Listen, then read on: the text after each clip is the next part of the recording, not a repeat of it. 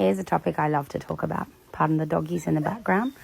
There's a thing we don't know much about because there's only 20 or 30 articles that I can find worldwide.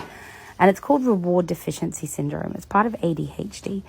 Now, we all know that ADHD is about issues with dopamine and issues with the reward center in your brain to some extent, and dopamine being dumped randomly and in all kinds of wrong ways.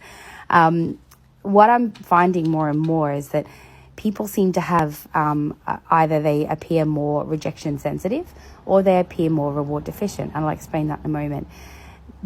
Everyone who's ADHD will have a bit of reward deficiency syndrome and a bit of rejection sensitive dysphoria.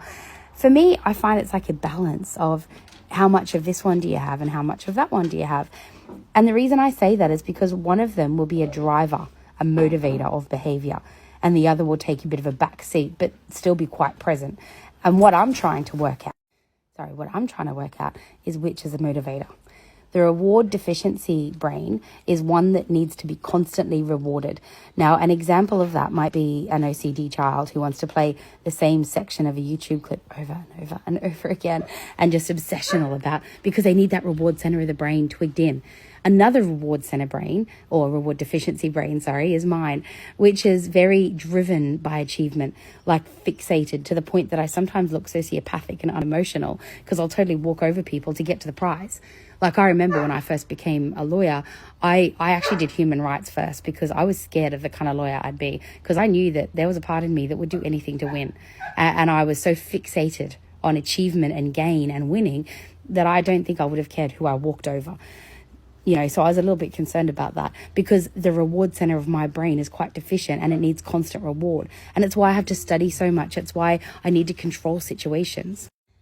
Now, that doesn't mean that people with a reward deficiency brain or reward deficiency syndrome are all high achievers. Some of them are, and I've met quite a few that are very high achievers and very intelligent people. I've met others that are just obsessionally interested in whatever special interest they've got, and they're fascinated by it or into it to an extent where they look quite unemotional and quite disinterested in people and socialization to any extent.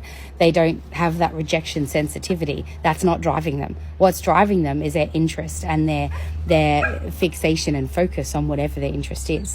So the reward deficient brain is one that struggles to not have a reward constantly.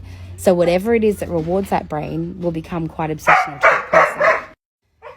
Some people I've met with reward deficiency syndrome look very unemotional. They can be quite manipulative and controlling, like I always was. Very arguing with everybody, not fazed by what people think because they're so driven and focused on whatever it is they want. Like I had a conversation with someone the other day and they're like, but aren't you, these people are really mad at you. And I'm like, okay, let them be mad. Like, that's their emotion. It's really not an issue for me. I'm still going to do what I'm going to do. And they're like, don't you want to go talk to them?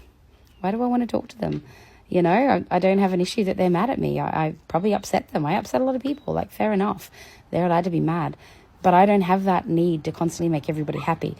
RSD does exist with me, but in a way that I kind of hermetize myself from people because I hate letting people down.